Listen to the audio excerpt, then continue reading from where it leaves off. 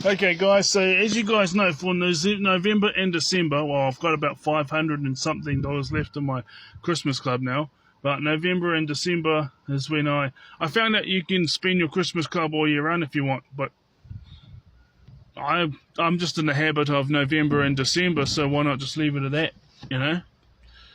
So that means that, you know, I like to have options when I eat, so sometimes I don't. Sometimes I spend like $50 on groceries, but like, let's say 3 times out of 4 times out of 5, I'll spend like 100, but then my other options, they'll be like, I'll still have 2 or 3 options of sauces, even though the rest is all done, and then I'll just be like, not even getting that, and then, you know, I have other options, and then so instead of getting 2 or 3 things, I might just get one because I'll still have options of 3 different things on that week.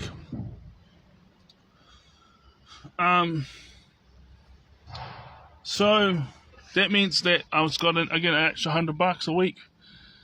So I'm feeling positive about my situation with work because I haven't heard anything, but I believe that if they had something on me, because I know they don't want to get rid of me, because the management was telling me that it'll be okay. Said that a couple of times. But yeah, you know, my rent is $285 a week, and so the rent as well as the gym adds up to $300, right? Power comes out monthly, and that's usually $100. But I'm getting $700 a week whilst this thing is happening, so I'm all right. I'd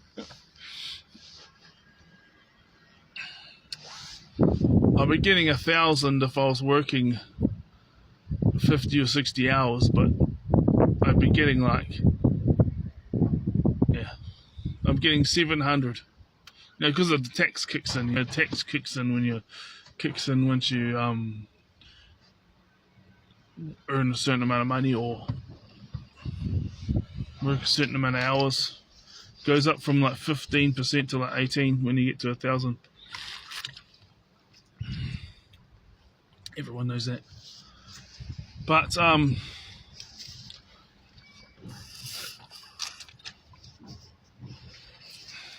time around I just decided, well, why have to wait for Christmas? So I'll just get a pair of shoes this week and a t-shirt, and I might get another t-shirt next week and something else. Maybe a new pair of pants. But this week it was one t-shirt and one pair of boots. My new boots, because I got my work boots at home, and I got these ones, and I got those white ones that I go running in. That, you know, I'm just making them last. And here's the shirt, Ken. I view myself as a bit of a stud. I'm 36, so I'm pretty good looking for my age. But you know, obviously, social skills and amount of money I'm earning, but you know, that's going to change very soon. I know that as a fact. It's going to change. So here's the thing. I saw that. Be more Ken. Because I saw that, you know, like Ken was the male version of Barbie. It was only $20 shirt, so it's like Ken is the male version of Barbie, but it doesn't look like a Barbie doll shirt. You know, it's like grey, white, got some black. It's manly, but Ken is the name of the guy. But it's also the name of my, when I was younger, my favourite Street Fighter character. Obviously they've got all these other ones now, but I remember when I was like 10 years old, and 10 years old or something, and Street Fighter 2 was a big thing. You didn't have to pick between 2 characters, you could pick between 8. That was the game that revolutionized all the fighting games, because it was Streets of Rage and stuff like that, and then the Street Fighter came on, and it was you could pick between 8 Street Fighter 2.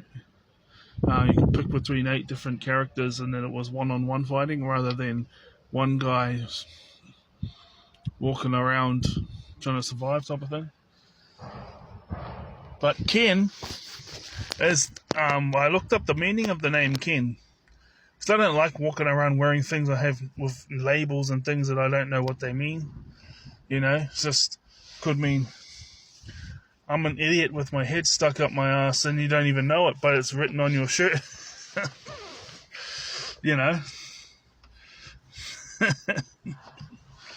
Don't listen to me, I don't know what I'm talking about. Dumbass in a crown right here, dumbass right here. But no, it means the extent of one's knowledge. Ken, the meaning of the name Ken means the extent of one's knowledge. So, like, if something is far beyond your knowledge, or you're extending your knowledge, or you have a wide variety of knowledge, Ken is the length of your knowledge, the variety of your knowledge. And I was like, cool, be more Ken to Ken. I had another dream last night. Had a I was in this flash house, and it had the feeling like it was my house. It's like a flash house. Now in the parking lot, there was a number of flash cars, and I think this bit came as a result of me being a wrestling fan. But someone powerbombed someone onto the hood of one of the flash cars. That's when I realized there was a dream. It was like, I was like in a 1-bedroom apartment, all that type of stuff, where I'm living now. And all of a sudden I'm in this flash house. It's like 2 stories, and it's got, I don't know how many bedrooms, multiple bedrooms. Had a kitchen and a lounge and a couple other rooms at the bottom. And then after the guy gave a powerbomb to someone on the hood of the car, because sometimes you have dreams and it's just because it's a result of what you put in there. There was a crowd of people, just like about 20 or 30 people, and they were like in this, and they came rushing towards the door. So this is actually special. They came rushing towards the door, and I shut the door, and I was up against it, and holding these 20, 30 people out. And I was calling out for help, and no one came. And there was a YouTuber next to me, John Clements. He was next to me, which is interesting. But I said, hey, I'm going to get some help. I'm going to see if anyone's here. So I was heading towards the lounge, but then I decided, nah, it's too far away. I've got to come back. So I came back and started holding the door, and I was calling out for help. Oh no, I was coming back, and I was calling out for help, and then the door was open. And he was like standing there, pointing at it. And then there's a whole crowd of the 20, 30 people outside, just standing there, just looking. And then there was one guy started mouthing his mouth off. So I decided to drag him inside and lock the front door. And then we locked them in this, because there was one room that was dark, and we locked them in there. And then I looked up, and I was about to dial the number for the police, but it said 111.